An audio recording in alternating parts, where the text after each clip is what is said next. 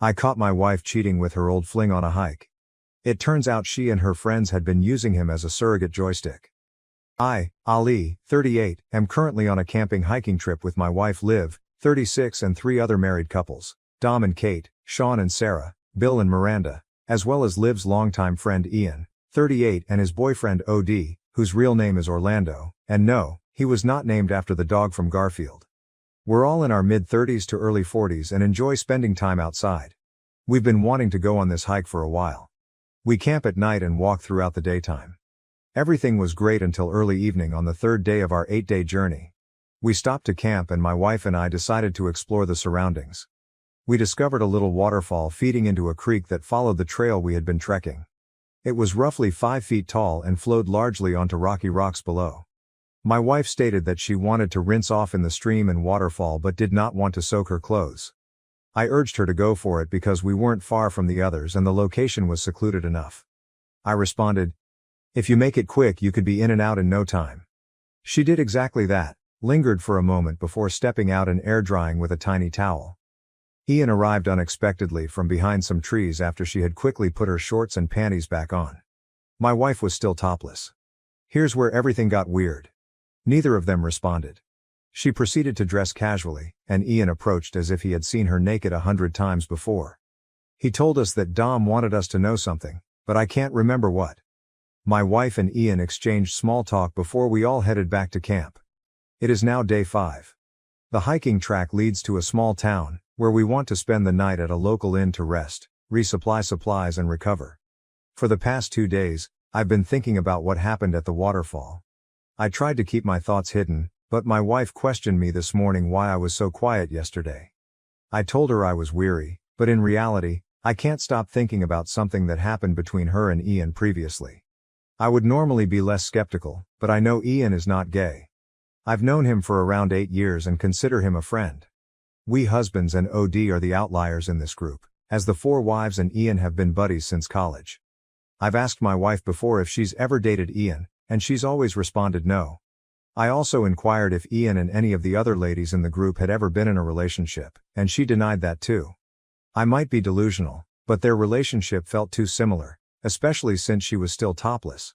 My wife is usually very conservative about her body, so her lack of reaction to Ian's presence struck me as odd. I have no tangible reason to believe anything is wrong, but I can't shake the sensation that there's more to their history than friendship. Am I being paranoid? Or is this a red flag? I am really trying not to leap to conclusions.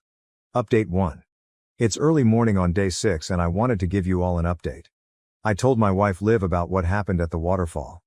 I wanted to talk to her while we still had some privacy before heading back out on the trail, and I'm glad I did. I started as non-confrontational as possible, simply remarking that it seemed strange that she wasn't concerned by Ian's presence despite the fact that she was topless. If she had responded in any other way, I would have dropped it, but she became really defensive immediately. Is this why you've been moody? It's not a huge deal. Everyone has seen breasts before, including Ian. You have to grow up. This truly alarmed me.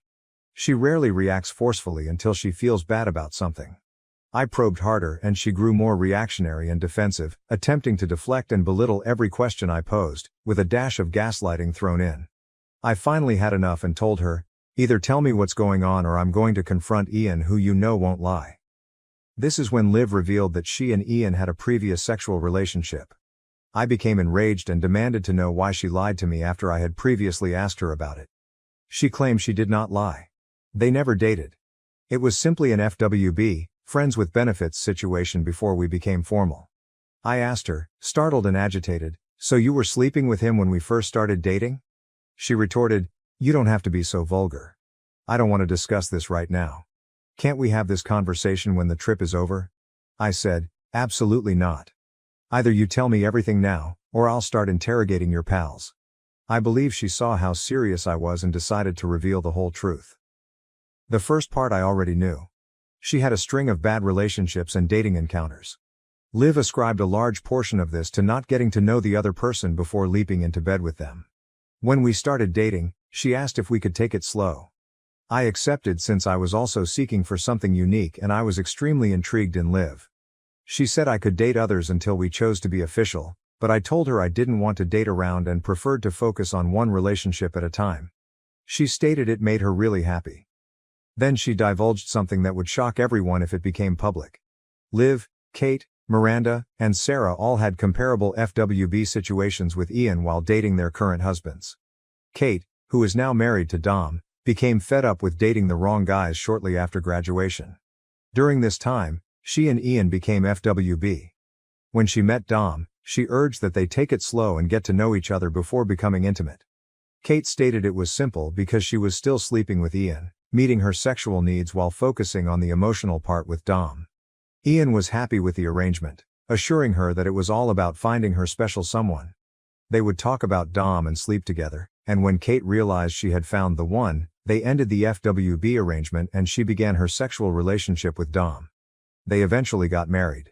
Kate later informed the other women about their agreement. Throughout the years, they each used Ian as a surrogate while looking for the one. I'm only the most current individual involved in this circumstance. I asked Liv to explain her role. The other women's marriages are their own business, but I was curious how this worked out for her.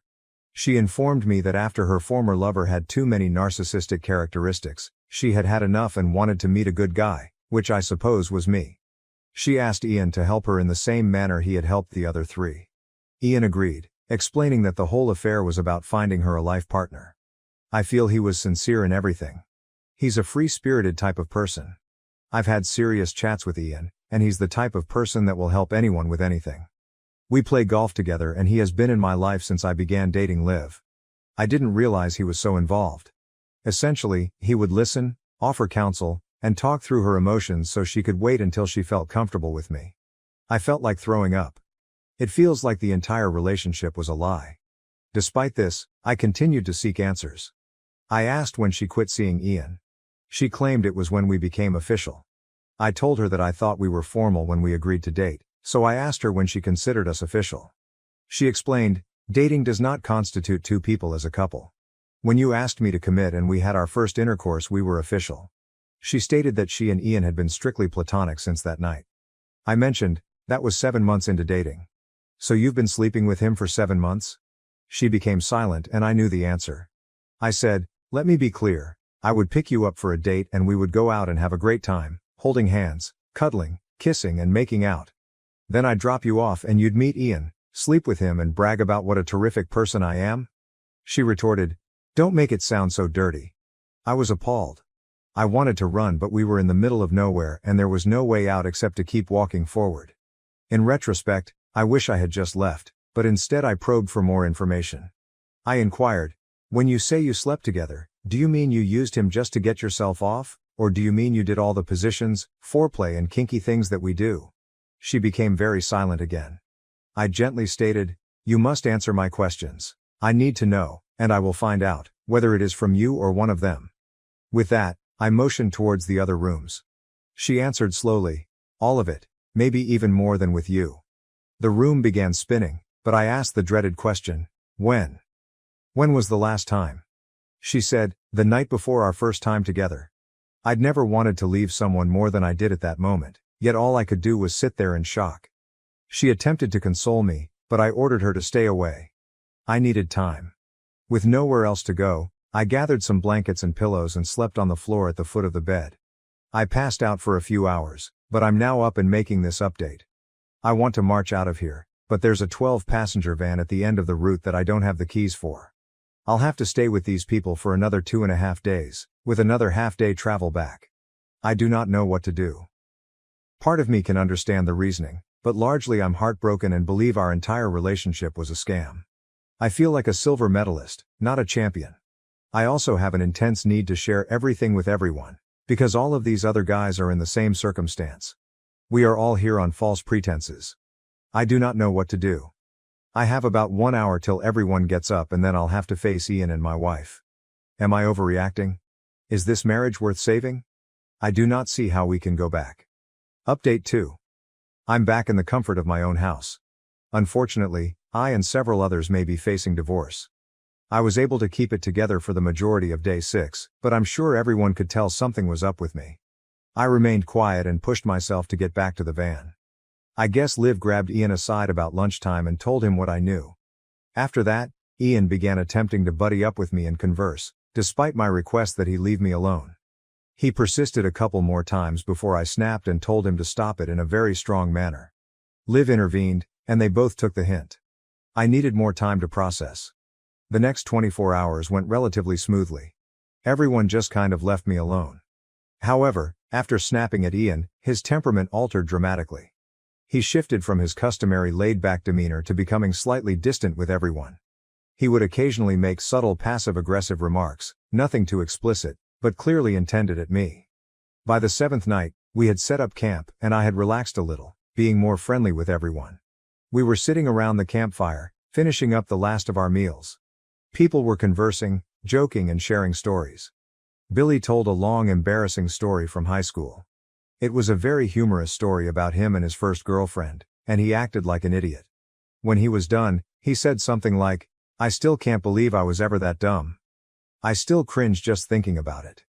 Ian responded, "Well, at least you grew up. Some people never grow up and overcome their past." He then stared at me with the most disdainful expression. In that time, I experienced an out-of-body experience and saw only crimson. The filter was gone and logic was out the window. It was on. "You know, Ian, you are right. Sometimes we just have to face the past head on." Liv attempted to interrupt, but I disregarded her totally. "How about we address the fact that you used to have **** all our wives while we were dating?" When I stated it, even the insects were quiet. "Oh fellas, didn't you know either?" "Yeah, while they were holding out on us to make a connection," I air quoted, "our future spouses were using Ian here as their human dildo." Dom and Billy seemed perplexed and angry. Sean had a look on his face like he'd just walked in on his grandmother fapping, complete train disaster astonishment. But I wasn't finished. I turned to Dom. It was Kate who devised this incredible strategy. She realized that the secret to developing a long-term relationship was to take things slowly and get to know each other before getting into bed. All you need to deal with the impulses is a best friend who will blow your back out when you get home from your dates all hot and bothered. Dom jumped in at this time. "F*****Ku Ali. How do you know this?" "Oh, I just found out 2 days ago that when I took Liv out for drinks, that wasn't going to be the only thing she was swallowing that night." At this time, Liv lost control and began yelling at me. "Why the F*** are you doing this? You don't have to." However, she was cut short when Sean stood up. "It is true. It is entirely true." Everyone fell silent and glanced at him. "I have known since we were dating. I didn't realize it was also true for everyone else until after we got married. I apologize, Billy. I swear I didn't realize it was you too back then." Billy's expression was one of dread. "Sean, we used to have double dates with Miranda and Sarah. We went out several times and then dropped them off at Ian's. Does that imply they—" Sean simply stared at him and nodded. I quickly turned to Ian. "Two at once, you hound dog." Then in a fit of bravery, I howled like a wolf. Which in retrospect is pretty terrible, but at the time, I thought it was funny. Arguments broke out among the couples all around us, but an audible gasp and whimper caught everyone's attention. OD sat there, tears spilling down his face. He looked at Ian and said, "Lies. More lies. It never ends. You always do this to me, no matter how much I forgive or how many times I return your affection." He then slapped Ian and bolted down the trail. Ian ran after him. The other 3 couples mumbled under their breath at each other, then began walking away in different directions. I stood beside the fire, feeling triumphant. Liv approached me and said, "I hope you're happy." I looked her in the eyes and replied, "I've never been more ****ing happy with myself in my whole life. I'm currently 80/20ths on obtaining a divorce." I suggested we postpone any major debates until we were home, unpacked, showered and nourished, because the only thing she would achieve before then is push me to my limits. At that instant, she turned and entered our tent. The following day was the most embarrassing 7 hours of my life. Between the morning pack-up, the hike to the van, loading up and the 4.5-hour journey home, only around 19 words were spoken. Now I'm sitting in my bathroom, newly showered. I'm going to eat some chicken nuggets, drink 3 Dr. Peppers and then converse with my wife. I'm not sure where we're headed from here, or where anyone else will wind up, but I know it won't be pretty regardless. Update 3. It's been 4 weeks since we returned from our trip and everything seems to have crumbled. Dom and Kate are getting divorced. They have been together the longest of the couples and have a 10-year-old son. Dom took the revelation quite hard. In addition to being together the longest, they also had the longest courtship period, 9 months. It's been a difficult pill for him to chew because he remembers they didn't truly got intimate until he began to wonder if he wanted to stay in the relationship. Now that he knows the truth, no matter what Kate says, he will always believe the delay was due to her desire to continue being with Ian. I sat down with Sean and had a couple beers one night. Despite the fact that we just met through our wives, we've been very close friends over the years. Sean stated that Sarah was straightforward with him when they began dating. She informed him she intended to wait at least 3 months before having sex, but that she would still meet with her FWB. Sean liked her but told her he was simply casually dating until he knew for sure, which Sarah was fine with. So, unlike the rest of us, Sean had a clear decision. Sean discovered he was falling for Sarah 2 weeks before the 3-month period ended, following a few double dates with Billy and Miranda. He informed her he wanted to be exclusive. She broke the 3-month limit and they became intimate that night and haven't looked back. Both were completely honest about their adventures at this time, and it appears that their candor paid off handsomely. Sean informed me they had a brief dispute after the campfire incident because Sarah felt they should have excused themselves rather than getting involved, but they are doing well as a couple overall. I've also got an update on Billy and Miranda. They are in the initial stages of reconciliation. Billy is clearly and understandably struggling. He believes she cheated and uses words to excuse it. They dated for 6 months before getting married, and they have 3 children under the age of 7, so they both believe they must try to make it work for the kids. Billy's toughest challenge is recalling dropping both Miranda and Sarah at Ian's on 2 consecutive occasions, knowing she had a threesome arranged. It reduced him to a shell of his former self. Miranda appears to have attempted to explain that they only did something on one of those nights, and it was more akin to a reverse train than a full threesome. Once again, semantics are used as an excuse. Sean assures me Miranda is speaking the truth, because Sarah was the second party and acknowledged it wasn't a true 3-way. But honestly, does it matter? Ian reached out to apologize. I told him to F*** himself, then blocked him. OD also reached out. I guess my revelation was the final straw for him. We have actually talked quite a bit over the last few weeks. We actually talked a lot over the course of a week, despite the fact that we had previously merely been cordial acquaintances. It turns out that Ian and OD had been on and off for 15 years. Ian presents a laid-back, selfless appearance to everyone else, but OD knows him to be incredibly self-centered and manipulative. Ian frequently breaks up with OD for brief periods of time or claims they are on a break so he can do whatever he wants without being labeled a cheater, only to return once he has had his pleasure. Looking back, OD sees that at least 2 of these breaks occurred during these dating situations. However, OD is the most upset since he has tolerated it for so long and has given Ian numerous opportunities. He says this was the final straw. He's returning to Santa Barbara and leaving Ian and the cold, nasty Midwest behind for good. Despite our exhaustion after the hike, Liv and I had the longest chat. I informed her right away that I was not interested in arguing, disputing, or anything like that. I said, "Tell me everything you want to tell me. I will not interrupt or ask questions until you finish. Then I demand the exact same courtesy." She agreed. Her letter was filled with apologies and explanations. She would admit it was wrong, then explain why it was okay or point to a positive conclusion. She expressed her disappointment and hurt with how I behaved at the campsite, but she also realized that Ian deserved equal culpability for poking the bear. When she finished, she asked if I had any questions. I replied, "No." And then I began. I informed her that our entire relationship is based on false pretenses. I can see where you were coming from and why you tried the entire FWB thing. Your 3 best friends did it and scored excellent husbands before you. But on some level, all 4 of you had to understand that starting a relationship like this was wrong. It was tremendously distressing to learn that you were sleeping with someone else while we were getting to know each other, and I believe it impeded the natural progression of our relationship. I added, it has significantly altered my memory of our early days together. Do you remember that fantastic day we had approximately 4 or 4.5 months into our relationship? We spent the day together. It finished with us back on my couch, kissing, your shirt off, and me caressing you over your shorts. It was getting quite hot. You paused and apologized, stating you wanted to but weren't quite ready. You needed to be absolutely certain. I assured you that everything would be fine, and you gazed at me affectionately, kissed me passionately, and then departed. I stopped before saying, I can only guess you left my place and went to Ian's. As she nodded, tears streamed down her face. I said, I invested that energy in you. You chose to give it to someone else rather than returning it to me. I might have been able to get over this if it had ended in the first or second month, when we were more relaxed. But after that, we spent a lot of time together and you maintained your relationship with him until the day before we became official. You enjoyed having us both. You did whatever mental gymnastics were required to justify it to yourself.